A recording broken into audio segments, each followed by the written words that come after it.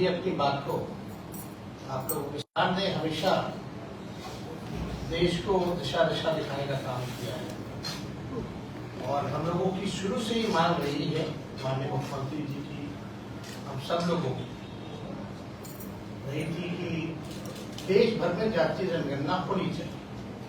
हम सब लोग, सभी दल के लोग जो है प्रधानमंत्री जी से मिले, लेकिन वहां से कुछ हुआ नहीं।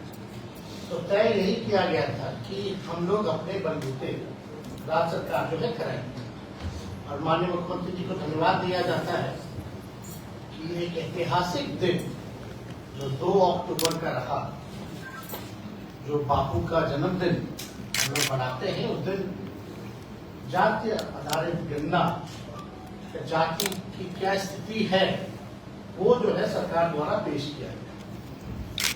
और जब विधानसभा का सत्र पिछला चल रहा था तो पूरा रिपोर्ट जो है आप लोगों के समक्ष जो है रखा गया। उसमें स्थिति भी है, आर्थिक स्थिति भी है, सामाजिक स्थिति भी है। और बिहार एक पहला राज्य बनकर के आया जिसका खुद का साइंटिफिक डेटा जो है किसी राज्य के पास नहीं है, बल्कि बिहार एक ऐसा राज्य है जिसके पास खुद की आबादी की पूरी जानकारी है। और आज के दिनों में साइंटिफिक डेटा होना बहुत जरूरी है ताकि हम चिन्हित कर पाए, पहचान कर पाए कि कौन लोग हैं जो अंतिम पैदान पर खड़ा परिवार है, कौन समाज।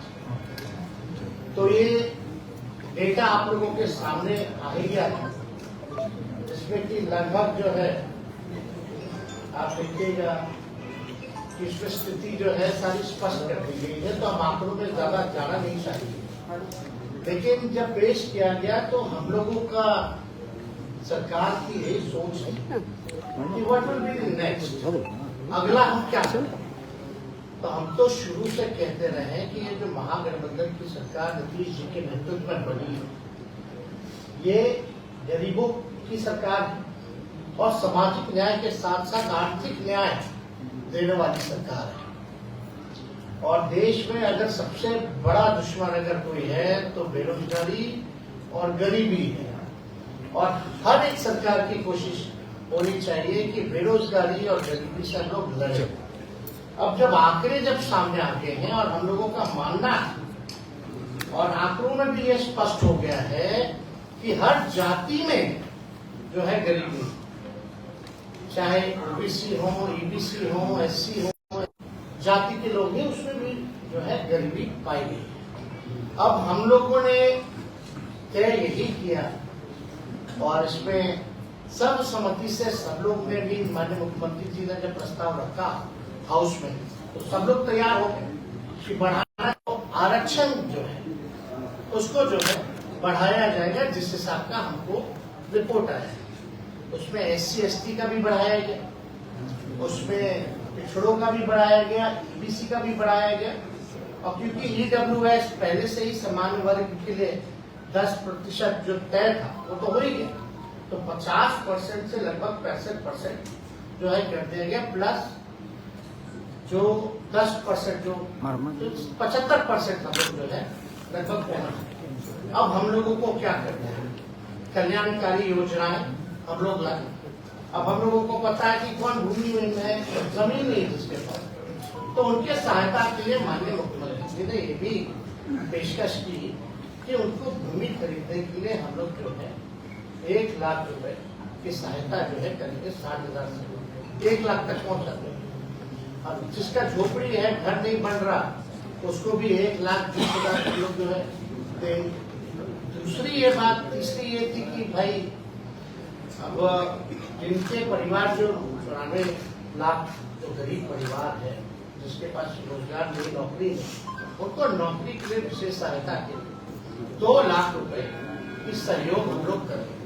तो 2 बातें आ गई। हम लोग ये चाहते हैं कि जब सर्वसम्मति से, जब किसी ने विरोध नहीं किया और सबको इच्छा है कि आरक्षण की सीमा बढ़ाई जाए, तो कैबिनेट ने यह निर्णय लिया कर माननीय मुख्यमंत्री जी की अध्यक्षता में कि भाई कोई पेच ना फंसे, जिस हिसाब से जब हम लोग जातीय आधारित गणना करा रहे थे कई पेच आए सामने, इतने आसानी से नहीं हुआ। काफी दिन विलंब रहा, लोगों को लाभ पहुंचाने में हम लोगों को दिक्कत हुआ, रिपोर्ट पेश करने में दिक्कत हुआ। तो ये जब आरक्षण की सीमा अगर हम लोग बढ़ा रहे हैं तो कोई पेज जो है किसी भी प्रकार का फंसना नहीं चाहिए।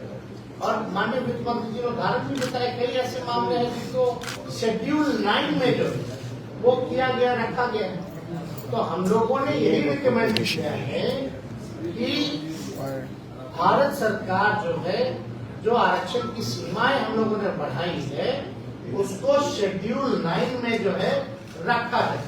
और इससे पहले भी एक राज्य जो है तमिलनाडु, उनका भी जो है पहले से 69% था, उसको भी शेड्यूल 9 में रखा गया। तो हम लोग तो यही अब इंतजार में है कि अविलंब भारत सरकार ना सोचे ना समझे, क्योंकि आपके दल के सभी लोगों ने यहाँ सहमति जताई है और आपके दल के लोगों का तो कहना है कि और भी बढ़ा दे सरकार, तो उसमें भी साथ देंगे। तो कम से कम बिना सोचे और विलंब जो है इसको शेड्यूल 9 में रखा जाए। और दूसरी बात, जहाँ 2.5 लाख करोड़, जैसे वित्त मंत्री जी ने, हम लोगों ने बताया, भूमिहीन को भूमि देना, गरीबों का घर बनवाना, लोगों के रोजगार में मदद करना, तो लगभग 2.5 लाख करोड़ का जो अतिरिक्त हम लोगों पर भार है वो किया। हालांकि मुख्यमंत्री जी ने स्पष्ट ये विधानसभा में कर दिया कि 5 साल तो लगेगा, लेकिन अगर भारत सरकार अगर विशेष मदद करते, विशेष राज्य का दर्जा देते, तो ये काम जो है 2 साल 2.5 साल में हम लोग जो है कर लेंगे, ताकि बिहार जो है गरीबी से मुक्त हो सके और अपने बिहार के लोगों के पास रोजगार हो, अपना मकान हो, अपना जमीन हो, ये हो सके। और इसमें तो हम लोग सबको साथ लेकर के चल, हम लोगों ने किसी के साथ भेदभाव नहीं किया है, चाहे अपर कास्ट के हो, बैकवर्ड हो, ईबीसी हो, scheduled caste, scheduled tribe, minority के लोग, सब लोगों को साथ हम लोग लेकर के चल रहे हैं। और हम लोगों को सब लोगों के लिए काम करना है। जो back bencher of the society, जो गरीब परिवार है, उनको मुख्य धारा में हम लोगों को लाने का यही लक्ष्य है। तो इसलिए कल एक ऐतिहासिक हम लोगों ने निर्णय लिया कि भारत सरकार को हम लोगों ने रिकमेंड किया है कि भाई 2 चीजों का, एक तो शेड्यूल 9 में आरक्षण जो बढ़ाया गया उसको डाल दीजिए, और दूसरा, बिहार को तो कई बार वादा भी किया गया, हमको जहाँ तक याद है कि प्रधानमंत्री जी ने भी चुनाव के दौरान, उससे पहले भी कई बार कहा है कि बिहार को जो है विशेष राज्य का दर्जा वो दिलाएंगे। तो हम लोगों की यही अपेक्षा है, उम्मीद है कि प्रधानमंत्री जी और भारत सरकार जो है अब विलंब जो है इस चीज को शेड्यूल 9 में डालेगी और विशेष राज्य के दर्जा वो देंगे नहीं देंगे, वो अपने कम से कम ओपिनियन जो है, अपनी राय को लोगों के सामने रखना चाहिए। नहीं होगा तो बिहार सरकार जो करती है अपने बलबूते, अपने खुद के खर्च पर, वो हम लोग करते रहे। तो ये इसलिए जो है आप लोगों को यहाँ बुलाया गया और सूचित किया गया कि भाई ये चीजें जो है, क्योंकि आप सब लोग को भी फायदा, आप लोगों के जान पहचान वालों को भी फायदा है, सब लोग आप लोग बिहार के लोग हैं, और बिहार को अगर विशेष राज्य का दर्जा मिलेगा तो इससे बड़ी बात क्या हो सकती है। तो हम अपनी बात को यही विराम देते हैं।